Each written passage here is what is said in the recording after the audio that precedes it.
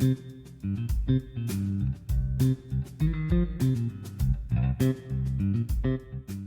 welcome to the AI Across the Product Lifecycle podcast once again. I'm joined by two friends, Nelaturi of C Infinity and Sohrab, and I can't pronounce his last name, Haghighat.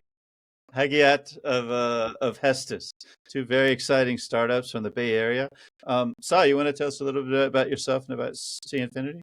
Sure. Thanks, Michael, for having me. And so I'm Sai Nelaturi. I run C Infinity. My background is in CAD and digital manufacturing.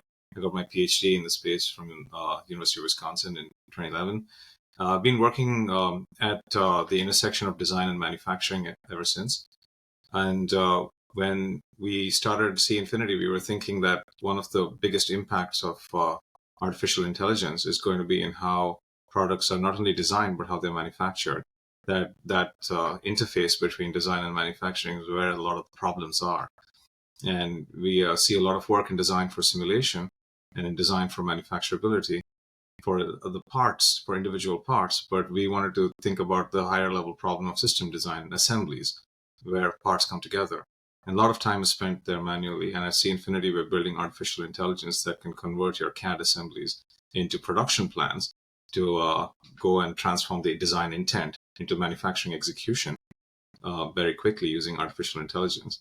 And so I like to think of what we're building as a compiler for manufacturing. Nice. I love it. That's super interesting because it's very similar to what Sohrab is doing at Hestus, right? Thank you for having me. Excited to be here.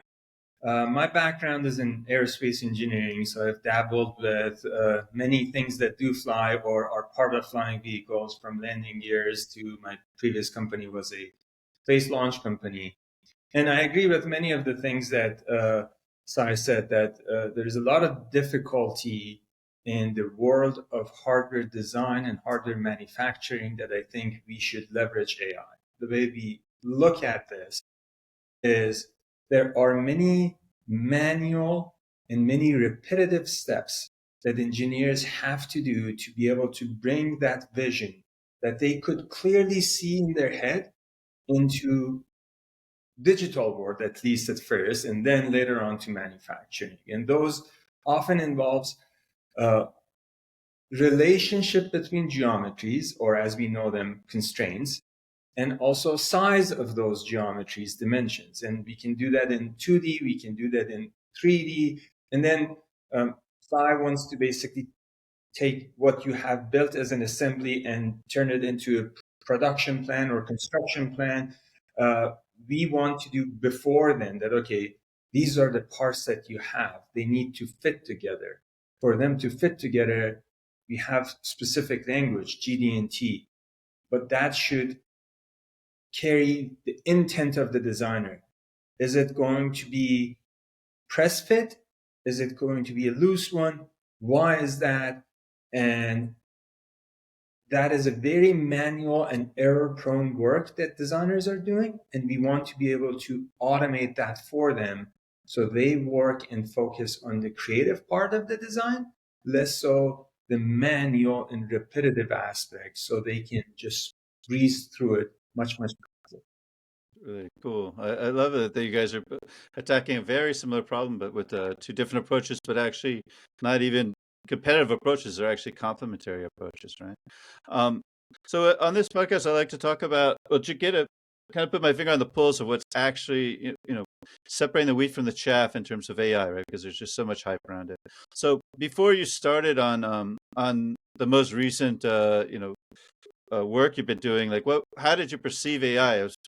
You both have a deeper experience, so you probably were using it before, but before 2023, before ChatGPT. Anyway, so that's sort of the question. It's like, before you actually started working on this particular product, what was your perception? Did you think this is the new frontier, or maybe it's going to do big, but we'll see what happens? What did you think, Sai? Yeah, thanks, Michael. So I was working in AI. I have been working in AI for at least 15 years at this point. So when we were at Park, we were thinking, we were funded by the Department of Defense and DARPA. and they were thinking about how to bring lights out manufacturing, to the US, especially in high mix, low volume manufacturing. And one of the challenges there is to be able to, again, transfer design to manufacturing from an individual part level, right? Like, how do you take a part, Right. a CAD design, and given a set of tools, right? Like, how do you make it, and fixtures, of course. Hard problem that NC programmers spend a lot of time solving. But we were seeing whether AI can actually help us there, like in 2012, 2013, right? At Park, we had a team that had expertise in geometric reasoning coming from my background, and also in AI planning, right? Like, so we actually built search spaces for manufacturing, and we solved them, right? Like, and we had built a product and it got acquired. But the point I'm making is that AI planning or AI for manufacturing has been something that people have been looking at very closely for a long time.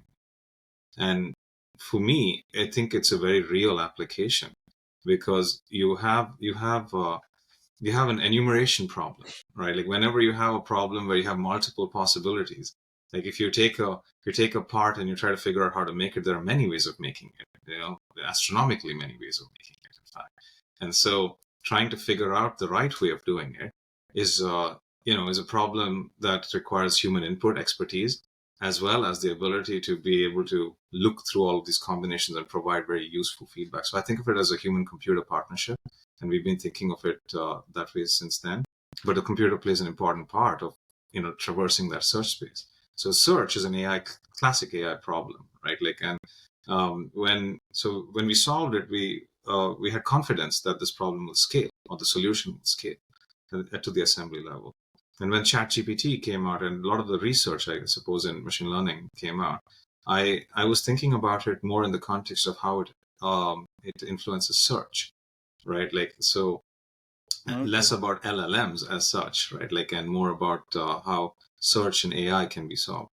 And what LLMs are doing, in my mind, is a kind of very, very high level search, right? Like, because if you have a token, you're generating the next token and the next token. How do you decide what is the next token? You've trained a model to be stochastically precise to pick a high probability next token, right? And in a good search algorithm, you're always deciding what is the next action I should take. In Google Maps, for example, you go left, go right. How do you pick that direction? So training a good search algorithm with machine learning now to be able to pick the right heuristics, as we call it, to be able to get to the destination you want to get to is really, I think, one of the greatest areas in which machine learning can help the engineering, right? Because engineers want to see determinism. They are Yes. not happy with stochasticity, right? Like, they want to see, like, explain yourself to me. Why did you do what you did? And determinism and explainability are important AI problems.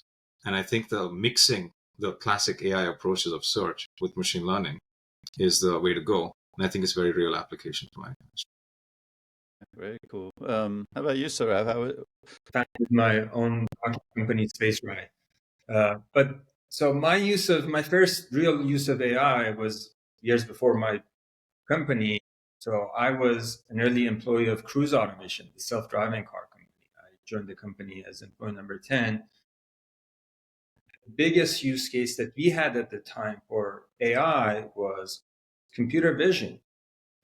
Basically point cloud segmentation, helping with localization, helping with figuring out who's around us, and then using AI to predict how they are going to move around. So the entire perception stack of autonomous vehicle heavily relies on use of AI, primarily computer vision again, but also other types of machine learning are useful to basically build models to predict how people move around. Then less of AI was used back when I was running Space Ride, mostly because it's a very traditional type of a design approach, and you go design and then build and test and whatnot.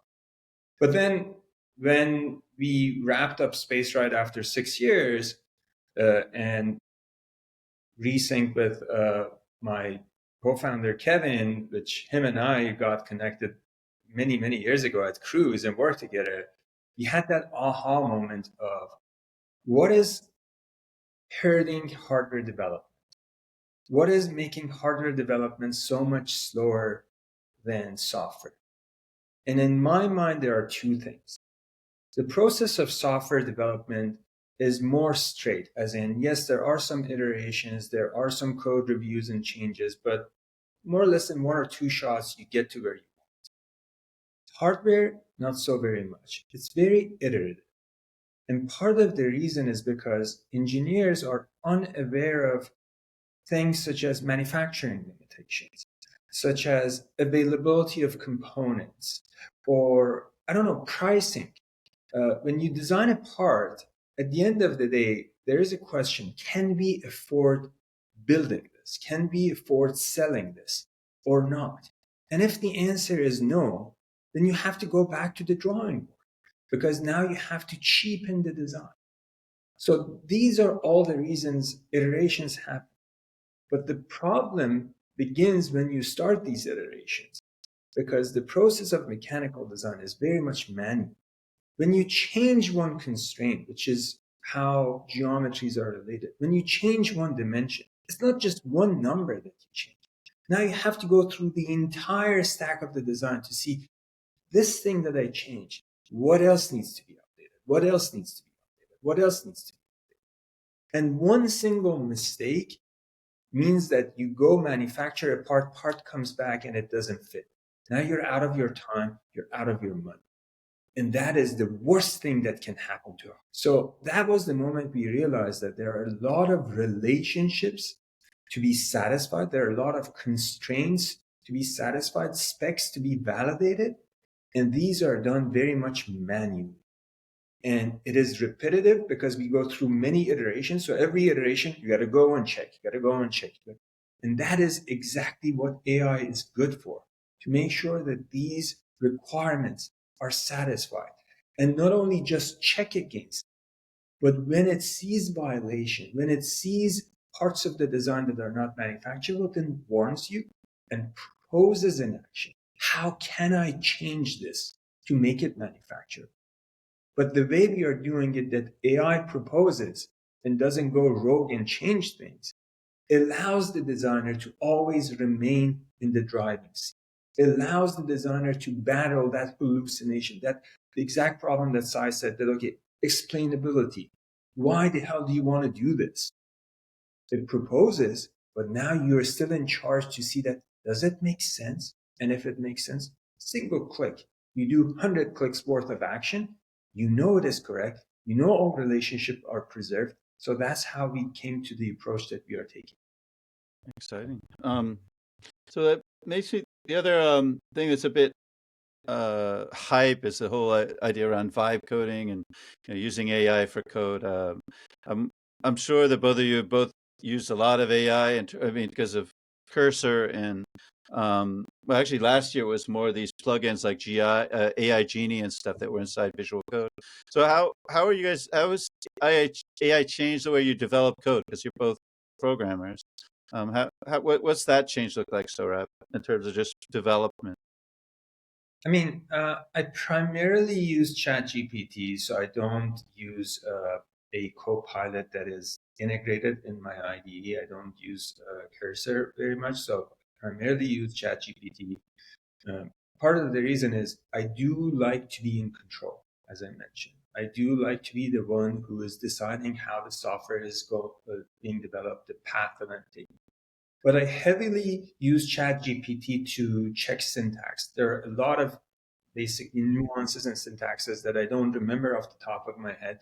And in the past, it used to be, okay, Google search, try to find it like something we talked about in Stack Overflow and spend 5 minutes to find a relevant post. No, I don't need to do that anymore. It's just one prompt to check, okay, what is wrong with this syntax? And boom, that is what's wrong with that syntax. And then I go back to my ID and start developing. So it's definitely been helping me, but I don't use AI in a sense of vibe coding. I am not a believer per se in vibe code. How about you, Sai?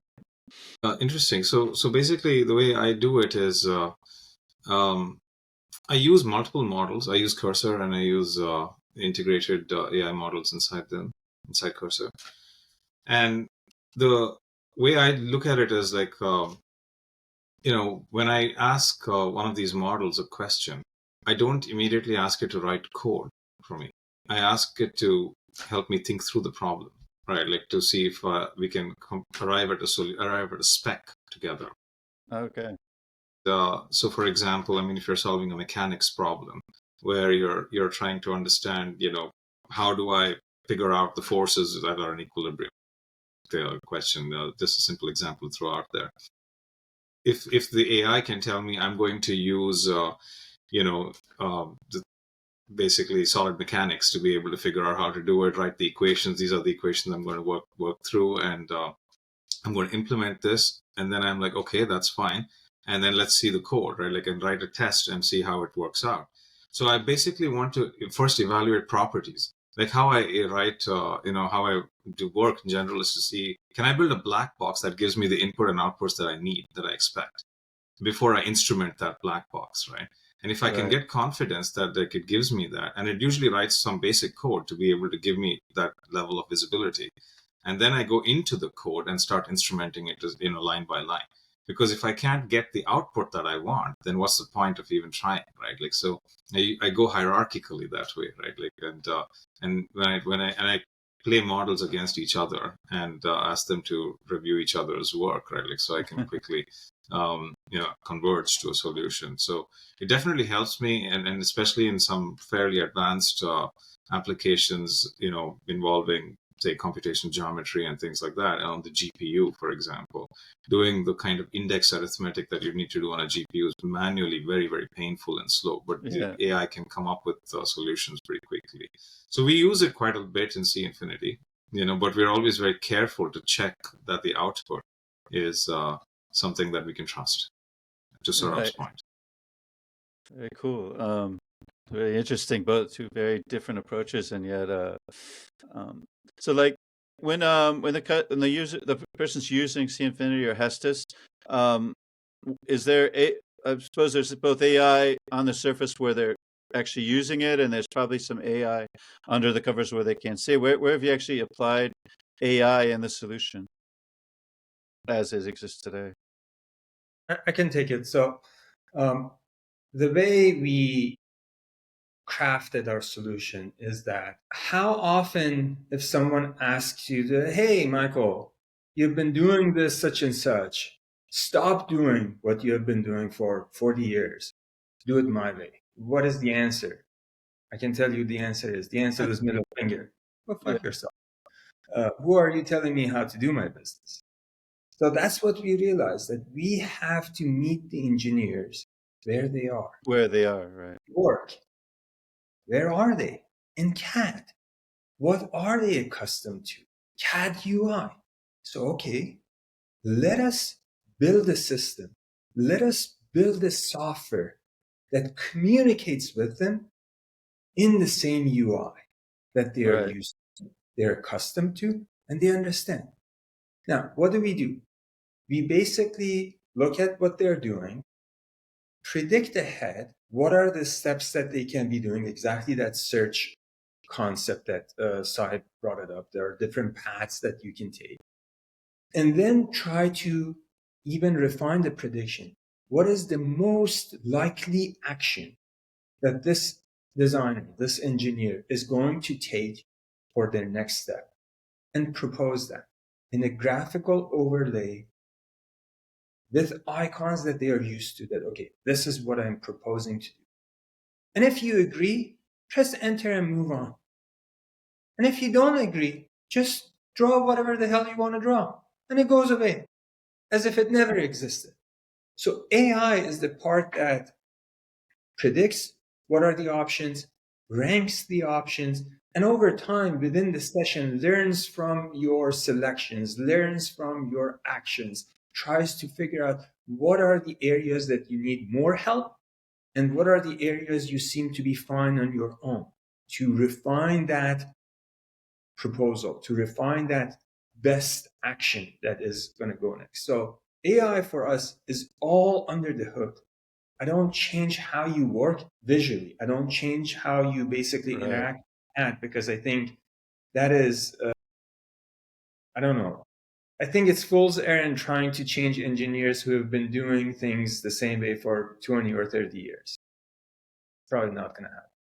Interesting. So, Sai, you had the same approach, or you have a completely different way of doing it? I really like what Sohrab was saying. So we think similarly at C Infinity. The way I go to my customers and try to, help them is to say, let me meet you where you're at today, okay? And but let me also try to show you where you could be, and let me take you there, you know. And so when we talk about AI, everybody wants to understand AI and see what they can do with it. And interestingly, like a lot of the large corporations that we speak to, they have a mandate to go and pursue artificial intelligence, right? And as a result, like they're trying to understand like the various types of AI that exist today and how they can really benefit from it. And they have questions about determinism and all of these things we talked about. So the proposing an entirely new interface is really not going to, is a non-starter to Saurabh's point, right? Like, and you want to minimize friction in existing workflows, especially that CAD is just one part of the picture, right? Like, as you very well know, it's you have PLM systems and you have ERP systems, and like you and design. There is no, every design is a redesign. You never ever start with a blank slate unless like you have a completely new manufacturing process. Typically manufacturing is ahead of design, and if you has a new process that you come out, then you try to design for that process.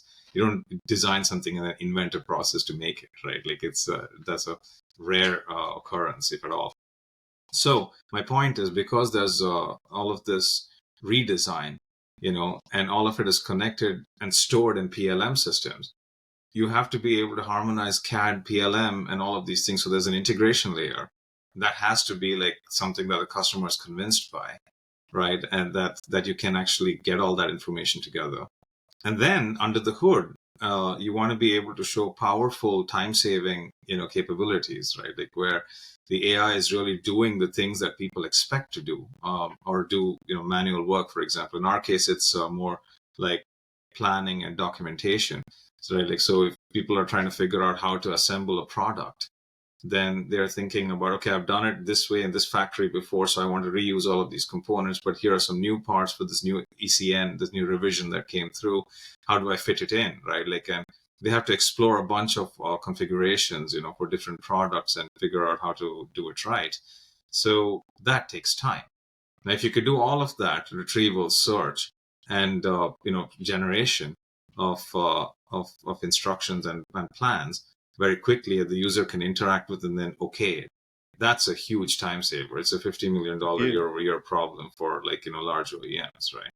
So that's how we see the benefits of AI directly in terms of operational efficiency, as opposed to some futuristic evaluation of new design concepts with a new interface.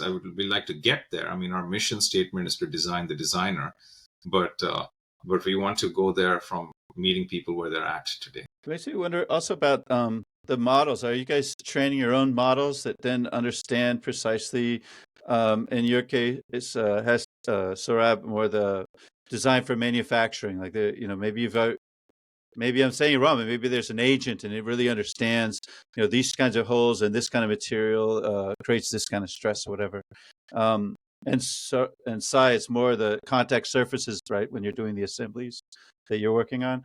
Have you guys, are you training your own models, or are you just inside your software, or are you leaning on the open source or the Olama versions of them?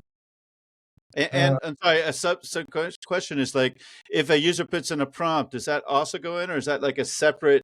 There's like you're training on predictive responses. Like the last time the user said this, he wanted this next, but I'm not going to believe everything he says because something he said in this thing may be false, and I've got this other knowledge base which has the objective truth around the design. Sorry, I didn't want to interrupt, but I wanted to make sure we covered that. So for us, we do design our own. It's a completely brand new model built from ground up, with one purpose: to help mechanical design from the basic beginning of sketching, then later on to 3D, later on to basically assemblies in GD&T, and then throughout every step have manufacturing in mind. The reason we are doing that is because by focusing on building a custom model that is really trained at being good and accurate at these problems, we can have a very small, very nimble model that is fast to run, but we don't basically rely on the other parts or we don't need the other parts of these LLMs that we don't use. We are not building general smartness. We are building intelligence specifically for one very specific niche application. And that's why we are doing it. The other reason we are doing that, there's a lot of, as I'm sure Sai also has experienced this, there's a lot of spatial reasoning, geometrical reasoning and understanding that is required to do what we do.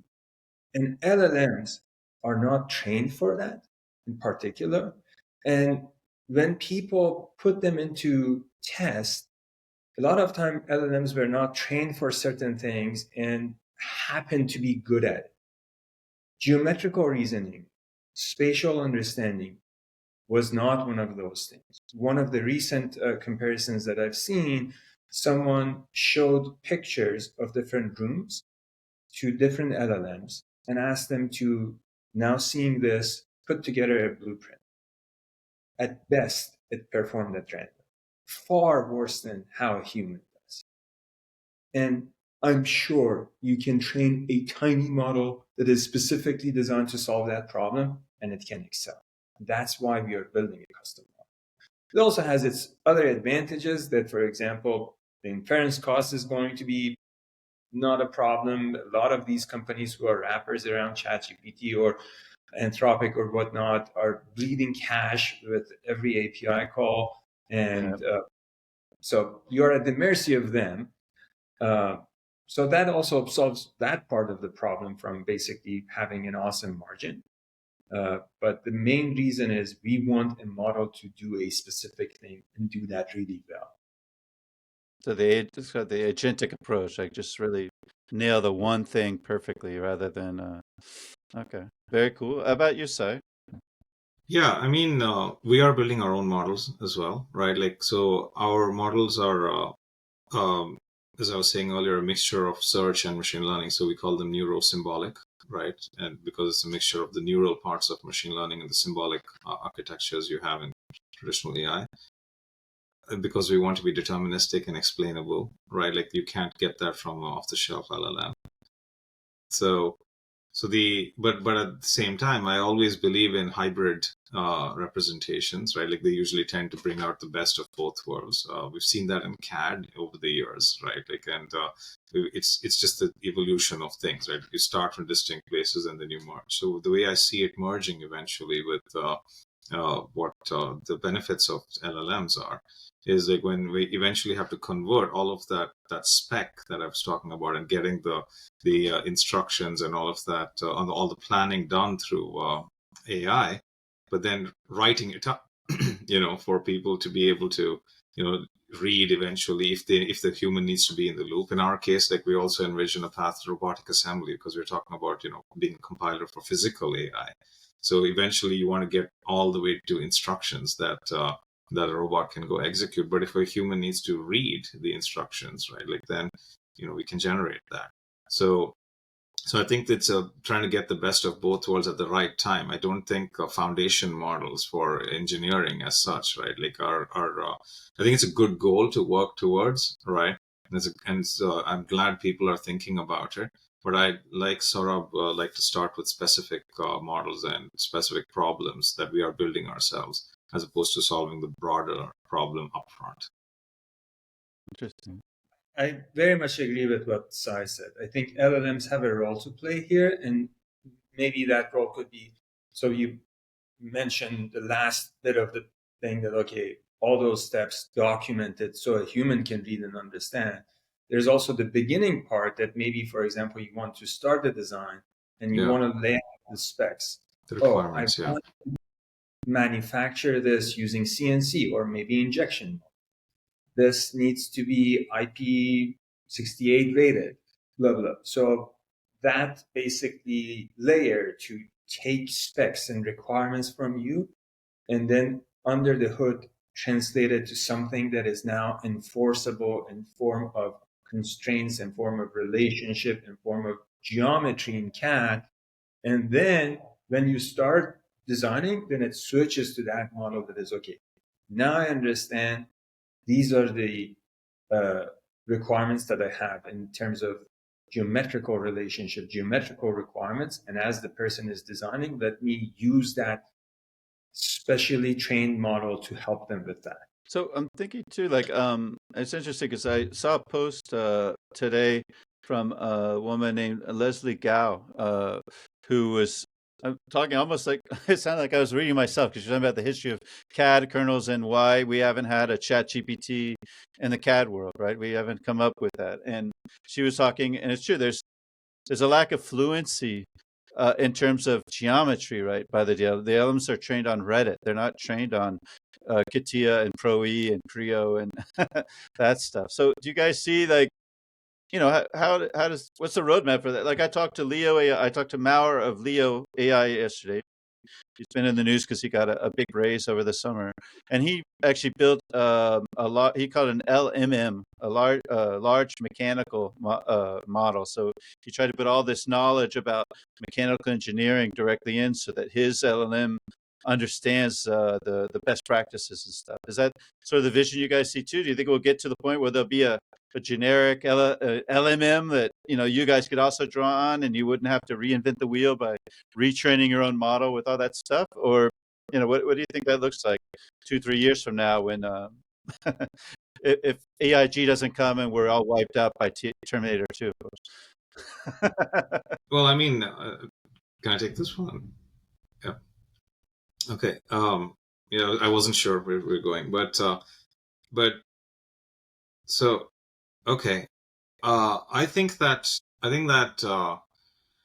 you know, there's a lot of richness in how design intent and manufacturing is expressed, right? Like, even if you're taking a single part and trying to model it, you have a feature tree. You have all the modeling operations that you have inside CAD, right? Like, that need to get stored. There are design features that are manufacturing features. How you know, CNC programmer is going to interpret the features is going to be maybe different from the designer's intent. What's your fillet radius? How does it correspond to what you have in your organization, right?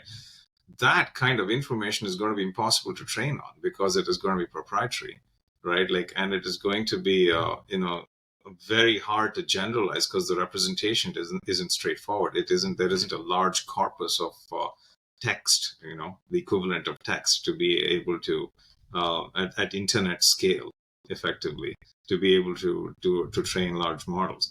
So the best approach to even try to attempt such a thing is to create synthetic data, right? Like, so you have to run your own simulations and craft your own outcomes, right? And train on it.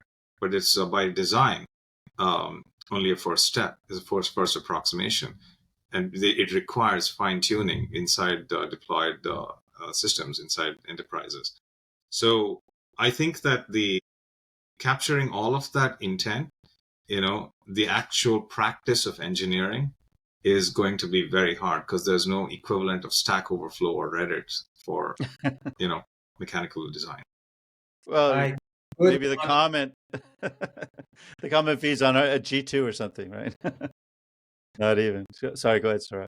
No, sorry to interrupt. I often feel like a broken record keeps saying the same thing and people not understanding it. I'm really glad. I would have hugged you if you were here in person. Exactly, yeah. It out there is 100% correct. Now let me give you an example. The first rocket engine that we designed at Space Ride, to save space, we assumed that, okay, we are going, and also manufacturing costs, we are going to get a standard pipe. We are going to bore the inside, a little bit of lip, the beginning and the end, and then machine these huge chunks of aluminums that are going to slide in and then bolt radially like that. Amazing design. Engineers showed it to me. I was blown out of my mind. What's wrong with that? What do you think? There's no accessibility? Kind of. Try to assemble that. Yeah. Want to Yeah. kill you. Imagine lining up this chunk of aluminum that weighs about easily 80 pounds to precisely go in, and you have 52 radial bolts, so even slight offset in angle Your host, right? make it impossible. Now you've got to torque this shit while it's inside that. Where Not is that? happening. How are you going to hold it up? You need a Yeah. So exactly. So, how are we going to hold this to line it up? Okay, we need this, I don't know, moving cart. Now we need something to basically push it forward while it is steady. Okay, let's design this other thing. Where is that information recorded? Nowhere. In the designer's head, that they wanted to kill themselves from the fuck up that they have done, and they guarantee that they're not going to do it again. There is no information like that anywhere in the world for you to train on. And that is the bit. So I actually use all of these text to CAD models, and I ask one question. Two questions. Number one question, design me a bookend. Okay, they can all design a book. yeah book. And then the next question, design a fuel injector for a rocket engine. And how it does, it gives me a summary that probably I could have gotten from Wikipedia. And that's the end of it. Okay, so here's the thing.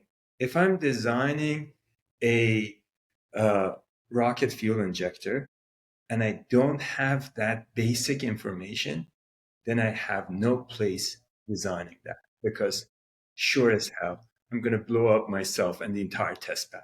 And no amount of regurgitated Wikipedia and whatnot is going to save me from that.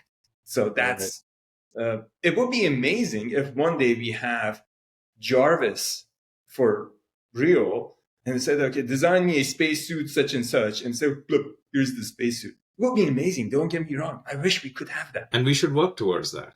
Yeah. Yeah, but I think definitely not anytime soon. well, on Wednesday this week I had a few there was a Synera a simulation startup from Germany, and they had a nice conference called the Engineering the Future, and I had a talk about the future of engineering, and I talked about Elon Musk, who's not my favorite guy. No, I'm sorry, Jensen Huang, talking about that the factory of the future, the physical factory will always have an AI factory. And I said, well, what we're doing collectively, the three of us here and all the other people in this industry, is creating that AI factory, right? We're slowly building that factory that will eventually replicate itself and build stuff by itself. But I think what we end up is, because of everything you just said, you end up with these relatively small, very limited, almost deterministic agents that could do the one thing, and then you accumulate up from there. Where I think of it like I want to have a Maimonides agent. So it's like, I don't know about that. Are you really sure? Don't we want to recalculate? There should always be one guy trained to like doubt. Instead of you saying how wonderful you are and every idea you have is the greatest idea since sliced bread, he would say, I don't know. Yeah, that's just okay. I think you got to work on that some more. I like the analogy to an AI factory because building on top of our earlier discussion about specialized models, right? Just like in a factory, in an assembly factory, you have specialized cells, to do very, specific activities, because you're either like, you need the right tools, the right fixtures, and you need to have the robotic systems, the gantries and all of that to be able to do things. You can't just instrument and, reconfigure a factory at will. But because you have all these specialized skills. And imagine if in an AI factory, if each of these specialized skills were specialized models, mini factories in some sense, right? Yeah. So Sohrab's model talks to my model, and then like my model gives him feedback, he gives me feedback, and then we collectively coordinate and then give output, right? That is, an agentic view of an AI factory that potentially can actually be successful, right? Like, and I think that, but the building process is bottom up. You can't start from saying, I'm going to build a factory. You're going to say, I'm going to build the specialized things and then put them together in a way that they can actually talk to each other. Interoperability becomes a big part of it too, of course. I think one of the things, to Sai's point, you need to understand how things are done. So there is this interview that Gary Tan of Y Combinator has had recently, and he said, you need to have deep empathy for how the user of what you are developing for does things. If you have no understanding of how they go about their way on a daily basis, how are you going to make their lives easier? If, yeah, LLMs, ChatGPTs of the world, these models that you can basically communicate and they generate videos and images and whatnot, they're cool. No argument about that. I mean, I use it with my son to generate funny graphics every day, just and to laugh at it. But the question is that the problem that that mechanical engineer has? Is that the problem that technician at the factory, on the factory floor experiences? Or is it a different thing that they need help with? And if I've never spent a day designing a component, if I've never spent a day machining a part, I spent an entire summer working as an assembly person on a gearbox manufacturing facility. My job, for example, one day was to literally bang in this shit in, and then the next day move to another location. If you've never experienced that, Yeah. how are you going to develop a solution to help that person? Great point. And I think makes me. I'm going to try to come up with remember a question I have for the end because I think I got a good one. If we look at then the customers of C Infinity and Hestus, like I always think of digital maturity as being a sort of a spectrum from one being they're still using email and Excel to do most of their collaboration to 5 where we're talking about the AI factory. It's all completely agentic and adaptive. And nobody really is at 5, right? If we're honest, I mean, everybody's somewhere between 1 and 2, or maybe 2.5. Probably not very many at 3. But maybe that's maybe my perception of the world. You guys are in California. Everything's much more beautiful and shiny and stuff.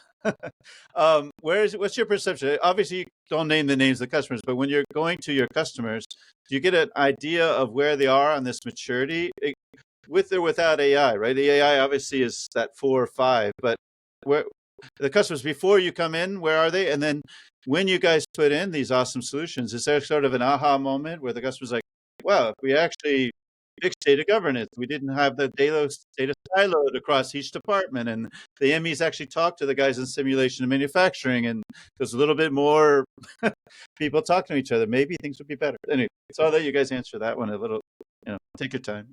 I think that when we go to customers, from my perspective, we lead with the problem that needs to be solved.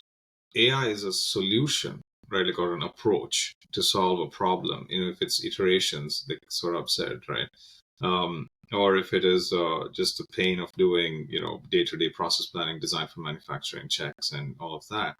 That's a problem, right? Like that people have on a day-to-day basis. Talking about empathy with your users, right? And when you lead with a problem and say, we can help you solve this problem faster because AI gives us some capabilities to do it, the reception is just a little better, than saying, let me give you some AI, right? And are you ready for it? So if and that's one part of it. So leading with the problem is crucial, and an understanding of the problem. Like we were talking about how it all connects with PLM, and CAD together. That's critical. But the customers that we've spoken to, as I was saying earlier, they have a mandate for AI, and they want to see how it can help. But do you get So a feeling for where they are today? Do you know, like, So are they closer to 1? There's a spectrum. Okay. I've seen in top enterprises that there are some really visionary people who are pushing forward with custom built language models or custom fine tuned models, and really creating an agenda and a roadmap for how they want, and a vision that they can execute for AI. So I've seen that, and I've seen people also saying, like, I don't know what to do with this necessarily. Everything is scattered in terms of how I organize my work. Can you help me solve this very, very, very specific problem, right? Like, without talking about the vision as such. So there's a spectrum, but there are people, I think, who are at one end who are thinking like, I think this is going to be a game changer, and I have an understanding of how it affects my enterprise, and I have a plan for it. And there are other folks who are trying to get onto it. Like it's as you would expect, I think. What about in your experience, Sohrab? I guess you can say the typical mechanical engineer is probably a little bit higher than 1 or 2 because they have to use a lot of digital tools for design, for simulation, to be able to do the routine job that they do. So they're a little bit more advanced than email, even without the new world of AI. But I've seen similar things as Sai mentioned. So there are some enterprises, and it's mostly enterprises that have AI policy. And I think when it comes from management down, I don't think it is going to be successful. I think it is, in some cases, it is driven by a visionary person, as he said, but in many cases, it is a way that, okay, it's a, I don't know, bandwagon that if I fell behind from it, my stock value is going to go down because people think that I'm not adopting this new beautiful thing. Like I heard this a while ago was Bumble CEO was saying that, oh, in the future, AI would have a role, and like the AI of this person and AI of that person will talk and see if, like, we are talking about one of the most basic human connections, and we want to use AI for that. Why? So the way I look at it is exactly as Sai said. Users have issues. Users have problems. What is the problem? You ask them, oh, I have to do this thing. It's repetitive. It's time consuming. It's not creative. I don't enjoy doing that. I wish there was some solution that would automate it for me. To them, it doesn't matter if it is AI, if it is a genie in a bottle, or if, I don't know, it's just whatever debate. Maybe you hire someone and put it in a dungeon and they do the work for you. As long as they don't have to do that work and it happens correctly and efficiently, they're satisfied with it. And that's exactly, I think, how we should look at AI. What are the problems? Can they be solved by AI? I claim there are problems that cannot be solved by AI. The fact that someone needs to find a companion, I don't think that's a problem for AI. There's a lot of chemistry nonsense involved that I don't think AI is designed for that. But here's the thing. There's a lot of repetitive steps in assigning constraints and dimensions and whatnot, and that's something that is trainable and there's data for it. Yes, AI is good for that. So let's use it to solve this part of the problem for them to have more time for stuff that they can do well. That's my approach. I want to say there are around 3. They are very receptive to solutions when you approach it like that. Tell me what your issue is. Let me show you a solution. And if you like the solution, you can adopt it. But when they, the customers, when they're using Hestus or C Infinity, do they have that feeling like, oh, wow, if I was better at doing data governance, if I was better at collaborating between departments, or is it sort of just a slow ripple effect? It's just part of the whole slow march towards progress. I mean, go ahead, Sarah. Okay. I think it's a mixture of both, right? Like because there is there are bandwidth issues or impedance mismatches between different siloed departments, right? Like, and that's obviously something that can be streamlined with better communication. Communication is obviously a big problem that we can actually solve to some extent with AI. But the other part of it is that the problem itself is challenging and repetitive and tedious. It's in its nature that it needs to be addressed. That a new solution needs to come out for it. Otherwise, we're kind of not going to make progress from where we're at today. Data governance and data harmonization are, enterprise level important problems. I think that needs to be solved because that obviously creates friction in efficiency. So there's that layer of problem, which I think we absolutely need to address in a full solution, right? Like in a product though that we deploy. But I think there's two parts to it. There's that communication aspect and the actual problem itself that we need to solve. So that's how I view it. How about you, Sohrab? So, I mean, the nature of tool that we have right now is that it is integrated within CAD. So when they leave the CAD right now, we don't work with that. So that's obviously an area, data governance, that we don't get involved. And because we don't take the data out of CAD or have it imported into CAD, we don't have to necessarily deal with that issue right now. But as we go into later on design for manufacturing and other aspects, obviously being able to seamlessly hand off from one software, say CAD, to another would be extremely valuable. I mean, even today, for example, when people design and then they go analyze and say you design in, I don't know, Fusion, SolidWorks, whatever, and then you want to go to ANSYS to, for example, do analysis. There's a lot of model cleanup and Or steps to that go to Gibbs Cam or Mastercam to actually manufacture. yeah, That's another set of so there's definitely room for improvement there to say, okay, here's your model, whatever that is, and you want to take it to ANSYS, you want to take it to any other analysis tool, maybe you use Console or whatever, let me help you with that. I think that is definitely an area that is prime for improvement and people would appreciate and be open to a solution.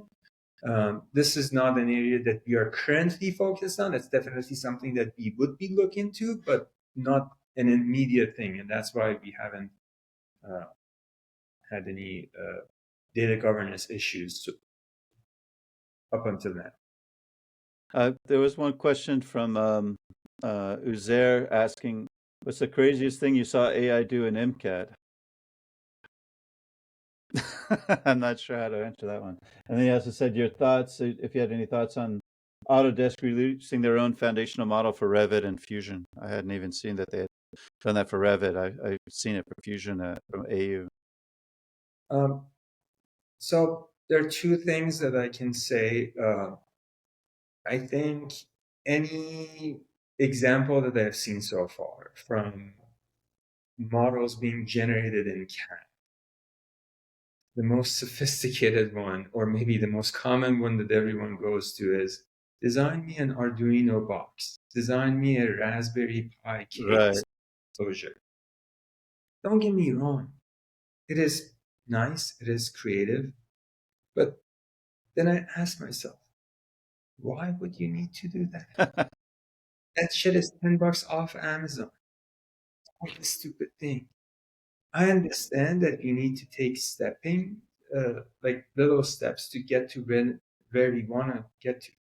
But this is the way I look at it. One of the biggest problems of CAD is that there is no CI/CD. There is no, okay, I changed this part of the code. Let's run all the tests on it to see if I have or have not broken other parts of the code. There is no such check. So if AI gives me a solution, or here's the entire geometry design for you, and say there are 200 bolts in it, I have to manually go through every single one to verify if there is a mistake in one. And maybe there is mistake in one, and that is less than 1%. That's 0.5%. That is still going to screw my part. So even if you're 99.5% accurate, you're still going to screw me. And I still have to spend equal amount of time to go through. That's why I think AI incorporated in CAD and generating models, like 3D models, that's what I'm talking, is not the solution. The solution is hand in hand with the engineer, step by step. You do one thing, the engineer does one thing, AI proposes next step. And then when they accept it, they see a chunk of work that is visually accessible, that they can see that, okay, in a fraction of a second and maybe a few seconds, that yes, that is good, accepted, approved, let's proceed, let's move on. So it doesn't do quickly the work for you, but now you have to spend equal amount of time that you would have done designing it, reviewing it. How good does it make it? Okay. We're almost at the top of the hour. I had one other question, and it's more for maybe some of the younger listeners we might have. Like, there's a lot of AI generated anxiety over, is AI going to take our jobs? I think from what both you guys said already, the answer is no way, because there's always going to be some human stuff. But if you were to address the people that are studying engineering and they're going to go into the job market and are thinking, what do I need to focus on? Because I get this question actually through LinkedIn, because people read my posts and they're like, how do I, what do I do? Do you guys have some advice to those people, like what to focus on? What are the areas that will never be delegated to some crazy AI where won't be out of a job tomorrow? I mean, I just heard 3 people got laid off yesterday, friends of mine, because the AI replaced their job. So, do you guys have any perception on that? I mean, since the Industrial Revolution, right? Like, there's always been this advancement of technology and the need for people to keep up with it. And and whether it is computer programming or the internet or whatever, right? Like major paradigm shifts that have happened over time, we've had the same conversation, right? Like, and we adapt, we survive, and we evolve, right? Like, and so I think that it's about learning skills and thinking about how you do work. I mean, like, when Wikipedia came out, people stopped going to the library as much, right? And so, when you actually have a new way of organizing your information, or with Google, right? Like, you start changing the way you think and changing the way you work.